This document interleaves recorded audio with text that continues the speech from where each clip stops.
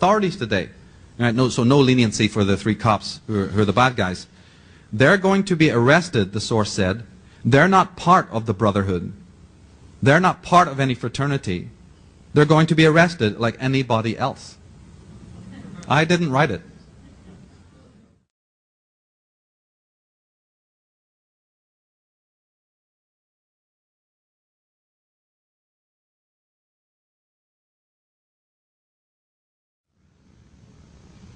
Checkerboards, rock groups, strange imagery. It's been pointed out by the people in the know. Let's just take this one for a moment. I'm not making any comment about the Beatles. Let's leave that aside. But just the imagery, this study with educated eyes, the symbolism. This is a procession to a funeral. John Lennon is God. He's wearing white. Ringo Starr is the sexton, or the presiding priest, who dresses in the black cassock. The gravedigger with, the actual corpse is Paul McCartney. That's why he has bare feet and a suit, his best suit you get buried in, you know what I mean? And the gravedigger, he's in jeans and jacket, is George Harrison, walking on Abbey Road on a black and white checkerboard.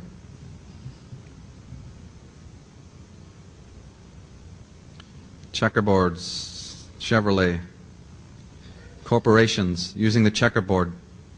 Would that sell you on anything? Why would they choose that logo? So there we have it. They are the chess masters, as Sidney Webb pointed out, and that's how they consider us. They consider, as he is saying, that it's just a game. It's just a game, so we need to know the rules, don't we, if we want to play the game with them. The double cross that you see here, you see the knight wearing the cross of Lorraine, what's called the cross of Lorraine, on the checkerboard. And you see that Exxon are also using that double cross, and many other corporations use it. I've had to edit this a lot, so you'll see this double cross a lot. It's from the province in France called Lorraine, and it's also called the Knights of Malta Cross. You might be interested to know that Martin Luther King, who was shot in Memphis, was killed in what they called the Lorraine Motel. They leave tracks, for those who know. The double cross. But one of the all-time most pervasive symbols is, of Freemasonry and the Templars is the cross and the crown. They like it because it signifies the means of operation, their modus operandi of how they've gained their power, through the 2 forces of religion and monarchy. State, you see, and religion. The cross and the crown, or crown and gown, as we call it over in England. 2 forms of slavery. Here on California State in Hayward, their magazine here, you'll find it replete with double crosses and pyramids and Masonic symbols, a globe and so on. Here's the Knights of Malta cross of the Knights of Columbus being used, and you'll find that is an ancient symbol going back to Samaria here. You see that? And this is Celtic, from the Picts in Scotland. You'll see the Malta cross. What's now being used as the Malta cross has very, very ancient ancestry, as does the swastika and the serpent. Many, many thousands of years old. Turning up in all sorts of weird places. Wait a minute. First it was the ancient Picts of Scotland, and now we find it on the flag of the Nazis. Here it is, the Knights of Malta cross. And the 3 oak leaves, remember the number 3 being important? The Knights of Malta cross. There we find it on the crown of the Queen of England. So what's the connection between the British royal family and the Nazi party? I don't know. Maybe we should look into that. You find the red cross, or again the cross, on lots of areas. This flag on the left is the flag of the Sovereign Military Order of Malta. But you find a very similar motif on Switzerland and for the Red Cross. And in other areas as well. Oh, what's this then? Anybody open a book on the Templars, you know, the Crusades, and you'll find that they wore the white with the red cross. And here you have a serpent eating a man. A very old motif, by the way. So let's just again emphasize that what is old turns up in the new, because the connections between what is going on in our society and its history many thousands of years ago is of seminal importance in all of this. To understand the times that we're in, we have to look to origins as well. And look at the symbols and how they're being used. Here's a drink, a company that came out called Sobe. But Sobe is a play on words. It's an Egyptian word to do with the god of the underworld, Sobek, the crocodile-headed god of the underworld that represented the lower appetites. A word that doesn't mean anything in English, Sobe. Here we have the Knights of Malta Cross, the red cross on Xilinx Corporation. Who is running them? And the strange name, Xilinx, where did that come from?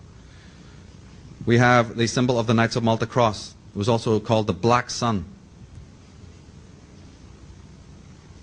And we have it turning up on the Arco symbol, which is again the same image of the Knights of Malta Cross, just turned it a little bit to the side. And the word Arco, again, means nothing in English. And it doesn't stand for Atlantic Richfield Company and all of that. What it is a Latin word. It comes from the word archon. If you add an N to the end of it, it comes from the word archon, which means fallen angel. Arco means fallen angel. If you are familiar with my work on Atlantis, that will mean something to you, those who've read that book. Another one of the symbols is the dove. How holy, how wonderful. Well, it's not Christian. It's another symbol of secret societies because in Spanish and in Italian, the word for dove is columb, right? That's why it's the Knights of Columbus symbol.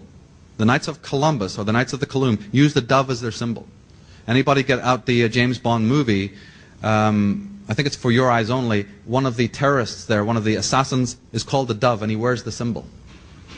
Yeah, you'll find this.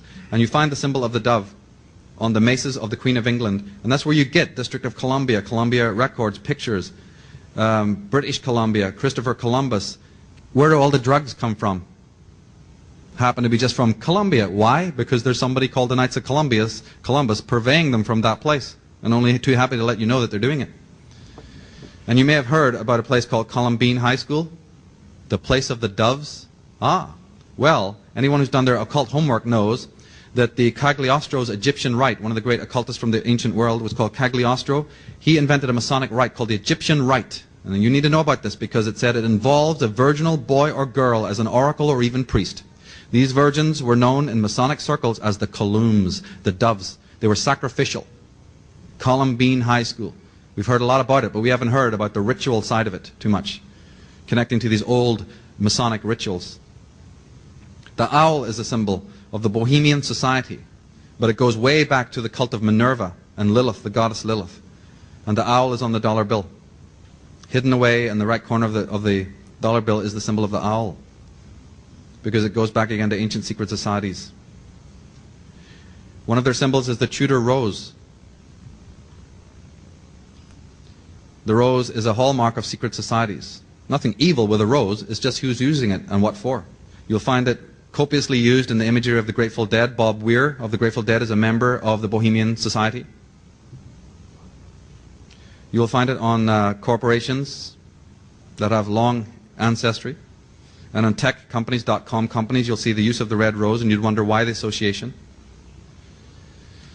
Here it is a corporate ad for Viagra. An interesting word, that, if you get into it. It actually means the blood royal, or it means the river of blood, because that's your libido. They're giving you this product to raise your libido and using words that mean that. We have all of the different cosmetic companies here around the symbol of a flower. See that? These are all the famous companies indicating to you that they come from one source. The number 322 is important in occult circles because it's the lodge number of the Skull and Bones Society from Yale University. Why they use it is, there's many interpretations depending on who you are. Since these people are so involved in symbolism of astrology, not the astrology that's put before us today commonly, but a different kind of astrology, this relates to actually the spring equinox, okay, which is 321, March 21st and 22nd, when the sun, which is their great symbol, rises on the eastern horizon on March 22nd. That's one of the reasons why they use that. And the skull comes because these individuals were originally part of the pirates, what are known as the pirates, or the men of fire, who were sent out by the agents of the British royal family to colonize America. They weren't just a bunch of swashbucklers like you've seen in the movies. No, these were agents who were sent under the high seas to colonize countries like America and to annihilate through disease and war anybody that stood in their way. And they did a good job, and their ancestors then opened the Skull and Bones fraternities and the other occult fraternities that are here for the education of their own children. And they even call themselves the men of fire, or the pirates, pyra,